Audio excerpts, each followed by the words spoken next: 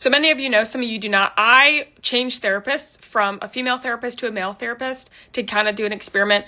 I've been really struggling with confidence and self-doubt. So in my head, I'm not joking, I thought, who has the audacity? Who has self-confidence out the ass that I could really figure out how to have that? A man.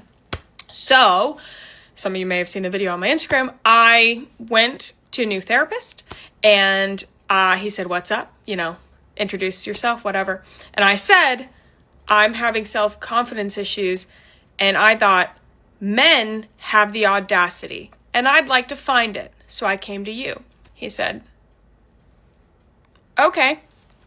So I've taken some notes. I've now gone 3 times. First one was virtual.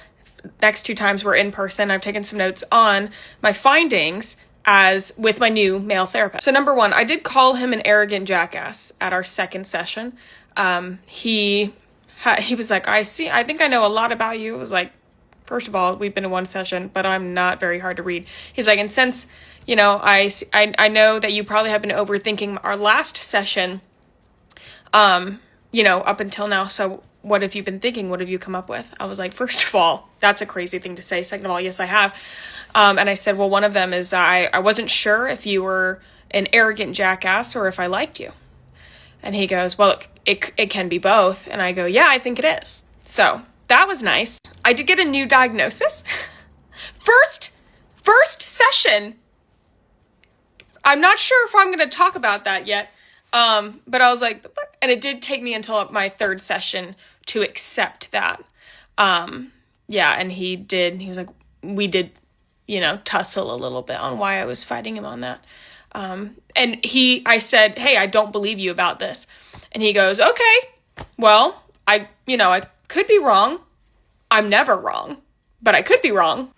There's the confidence I'm looking to get.